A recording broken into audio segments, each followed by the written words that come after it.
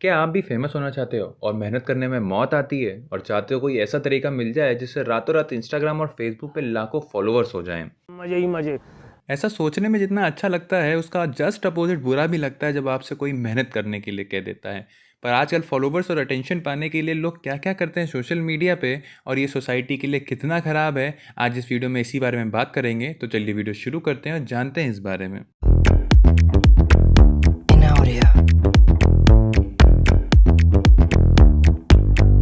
चलिए एक एग्जांपल से शुरुआत करते हैं और बात करते हैं इंस्टाग्राम की। आप बढ़िया से सुबह सुबह मीठी नींद लेकर के उठते हैं और इंस्टा खोलते ही आपको ये दिखाई देता है।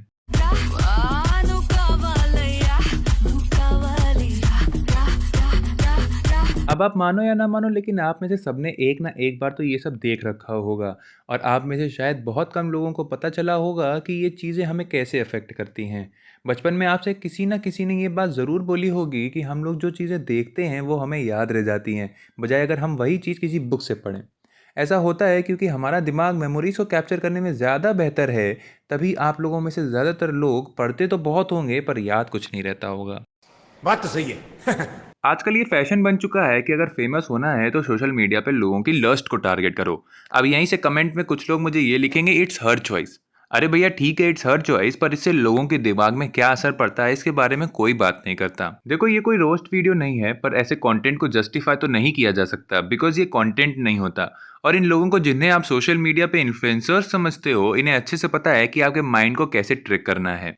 इन्हें भी अच्छे से पता है कि जो वो चीज़ें सोशल मीडिया पे पोस्ट कर रहे हैं ये ना तो कोई आउट ऑफ द बॉक्स वाला कंटेंट है और ना ही कोई टैलेंट। तो ये जानते हुए भी कि ये चीज़ें हमारे मन और सोच के लिए अच्छी नहीं हैं, तो क्यों सोशल मीडिया पे ये चीज़ें भरी पड़ी हैं। मतलब 10 में से शायद ही आपको कोई एक वीडियो ऐसी मिलती होगी जो आपको कोई वैल्यूएबल इन्फॉर्मेशन दे के जाती होगी। हमारी बर्बादी के पीछे ज़्यादातर इसी केमिकल का हाथ है जो हमारे ब्रेन में रिलीज़ होता है। यही है जिसकी वजह से आप बार बार सिगरेट पीने के लिए घर वालों से झूठ बोल के बाहर जाते हो। कुछ बताना नहीं। इस केमिकल का काम होता है हमें अच्छा महसूस कराना, और इसी चीज़ को ही टारगेट करते हैं ऐसे so called influencers. Sexually appealing content जिससे आपके ब्रेन में डोपामीन रिलीज होता है। इसी वजह से आप चाहे जितना अपने आप को कंट्रोल कर लो, लेकिन जब भी कोई ऐसी रील या वीडियो आपके फीड पे आती है तब आपकी भी हालत कुछ ऐसी हो जाती है। तुम्हें जो मैंने देखा, मैंने उसे उसको इतना देखा जितना देखा जा सकता था, लेकिन फिर भी दो आंखों से कितना देखा जा सकता। ऐसा नहीं है कि डोपामिन सिर्फ ऐसी ही चीज़ों से रिलीज होता है। जब आप कुछ अचीव कर लें या कुछ भी ऐसा मिल जाए जिसके लिए आप काफ़ी दिनों से वेट कर रहे हो, जैसे आपके क्रश का रिप्लाई, तब भी हमारे ब्रेन में डोपामिन रिलीज होता है। अब आपके क्रश का रिप्लाई आने से रहा और कुछ अचीव करने में पेशेंस और मेहनत लगती है, जिसकी वजह से आपका ब्रेन कुछ ऐसे ढूंढता है जिससे आपको डोपामिन के क्विक शॉट्स मिल सके, एक इजी और फास्ट तरीका। और ये आपको सबसे जल्दी ड्रग्स या फिर ऐसे ही सोशल मीडिया प्लेटफॉर्म्स में मिल सकता है। और यही चीज़ें ऐसे इन्फ्लुएंसर्स बहुत अच्छी तरीके से जानते हैं, इसलिए इतनी ज़्यादा हेट के बावजूद भी वो अड़े रहते हैं। क्योंकि फॉरएवर में दो चीजों का बिजनेस है, खड़े रहने का और दूसरा अड़े रहने का अपने ड्रीम। मजाक से हट करके एक बार आप खुद सोचिए कि अगर भगत सिंह और सुखदेव जैसे महान लोगों के मन में ये कंटेंट भरा होता तो क्या वो लोग इतने बड़े काम कर पाते? शायद नहीं। अगर किसी कंट्री को बर्बाद करना है बिना एक गोली चलाए तो बस उस कंट्री के यूथ में पोर्नोग्राफी और एडल्ट कंटेंट को कॉमन कर दो, जिससे ये यूथ के साथ साथ पूरी कंट्री आने वाले कुछ सालों में बर्बाद हो जाएगी। पर आपने कभी ना कभी ऐसे रील्स के कमेंट सेक्शन में ये जरूर देखा होगा कि लोग क्या क्या नहीं बोलते, पर इतने हेट और गालियां खाने के बाद भी क्यों इन लोगों को फर्क नहीं पड़ता। ऐसे सो कॉल्ड इन्फ्लुएंसर्स जो एडल्ट कंटेंट सोशल मीडिया पे पोस्ट करते हैं और उन्हें हर पोस्ट पे हज़ारों गालियां और हेट सुननी पड़ती है, फिर भी कोई रुकता क्यों नहीं? ऐसी कोई बात नहीं है कि इनको अपने सेल्फ रिस्पेक्ट की कुछ पड़ी नहीं है। पर जब आपके पास ब्रांड्स अपना प्रमोशंस कराने के लिए लाइन में खड़े हों, तब सेल्फ रिस्पेक्ट जैसी चीज़ काफ़ी सारे लोगों के लिए ब्लर हो जाती है। आपको शायद कोई आइडिया भी नहीं है, पर 30 सेकंड के गाने में डांस करने वाले इन्फ्लुएंसर्स जिसके 1 लाख से 5 लाख फॉलोवर्स होते हैं, वो भी एक छोटे से छोटे प्रमोशंस का 2 लाख से 50 लाख तक चार्ज करता है।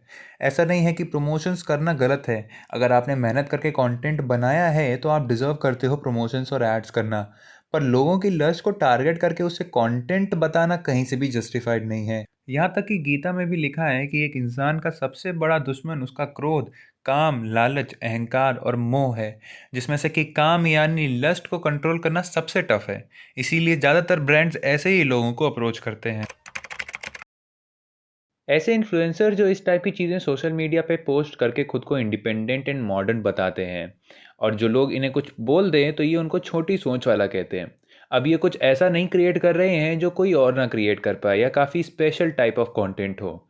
ये हमेशा ट्रेंडिंग में नहीं रहते इसी के चलते, और क्योंकि इनको देख के सोसाइटी में 10 लोग वैसे ही कंटेंट क्रिएट करने लगते हैं, जिसके चलते इनकी ऑडियंस भी डिवाइड होने लगती है। इसीलिए अपने आप को टॉप में रखने के लिए इन्हें हमेशा कुछ ऐसा करना पड़ता है जिससे इनके फॉलोवर्स और लाइक्स बढ़ते रहें, क्योंकि इसी से उन्हें स्पॉन्सरशिप मिलती है, जिसके लिए ये किसी भी हद तक जा सकते हैं। इसीलिए एक टाइम आता है जब आप भी सबसे भाई लिंक भाई लिंक भाई लिंक भाई लिंक। तू समझा? हाँ। नहीं, तू समझा नहीं। इसे एक रियल लाइफ एग्जांपल से समझते हैं। जैसे देश के किसी भी कोने से ऐसा पॉलिटिशियन निकलता है जिसे कोई नहीं जानता, और कुछ ऐसा स्टेटमेंट देता है जिससे कंट्रोवर्सी क्रिएट हो जाए और वापस से उन्हें पब्लिसिटी और मीडिया का टेंशन मिल सके। अब जैसे कि मैं और आप में से काफ़ी लोग ऐसे होंगे जो कई साल से कुछ ऐसा कंटेंट क्रिएट कर रहे होंगे जो सच में वैल्यूएबल और अच्छा है, पर फिर भी आपके पास उतनी ऑडियंस नहीं है। पर वहीं जब आप देखते होंगे कि कोई एक रात में ऐसे वीडियोस डालता है और उसकी प्रोफाइल में रातों रात फॉलोवर्स की बाढ़ आ जाती है, तो मन में कई बार थॉट आता है कि एक तरफ यार हम दिन रात मेहनत कर रहे हैं, हफ्ते में 1 या 2 वीडियो बना पाते हैं जिससे मुश्किल से हमें 1 फॉलोवर मिलता है, और वहीं पे एक ही ड्रेस में एक ही दिन में 10 गानों पे 40 रील्स बना के 40,000 से भी ज़्यादा फॉलोवर्स मिल जाते हैं इन्हें। तो लगता है कि हम भी यही करें, पर मेरे पास तो ये ऑप्शन भी नहीं है, और वैसे भी ऐसे गानों पे नाच के फॉलोवर्स बढ़ाने से मौत भली। ये दिन देखने से पहले राजू तलवार मार क्यों नहीं जाता है?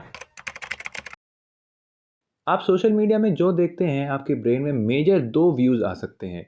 या तो आप उस चीज़ को एक्सेप्ट करोगे या शायद रिजेक्ट कर दो। सेम वैसे ही कई लोग वीडियोस देख के ये सोचते होंगे कि इससे कुछ फ़र्क नहीं पड़ता, पर क्या सच में फर्क है, फर्क है, फर्क है। अब मान लीजिए कि आप सुबह से ऐसी ही कोई 10 वीडियोस देख चुके हैं और कमेंट सेक्शन में जाके आपने कुछ मीठी मीठी 4 बातें पढ़ ली, और अब मान लीजिए कि लगभग सिमिलर सी ड्रेस पहने हुए कोई दूसरी लड़की आपको सड़क या मॉल में मिल जाए, तो आपका ब्रेन उस लड़की के लिए वही इमेज और वही थॉट्स जनरेट करेगा। ये बात शायद आपको समझ में ना आई हो, पर फिर भी एग्जाम्पल के लिए आप मुझे कमेंट करके ये बताइए कि लड़कियां गाड़ी बुरा चलाती हैं, ये इमेज आपके मन में डाली किसने? ये इमेज आपके मन में सोशल मीडिया ने ही डाली है, क्योंकि अगर ऐसा सच में होता तो इंडिया की पहली फीमेल स्क्वाड्रन लीडर का नाम अवानी चतुर्वेदी ना होता।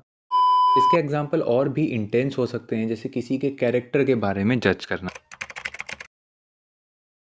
अब इस टाइम तक आप लोग या तो मुझे मिसोजिनिस्ट मान चुके होंगे या सोच रहे होंगे कि भाई it's my choice, it's my life, मैं जो चाहूँ वो करूँ, तुम कौन होते हो मुझे बोलने वाले।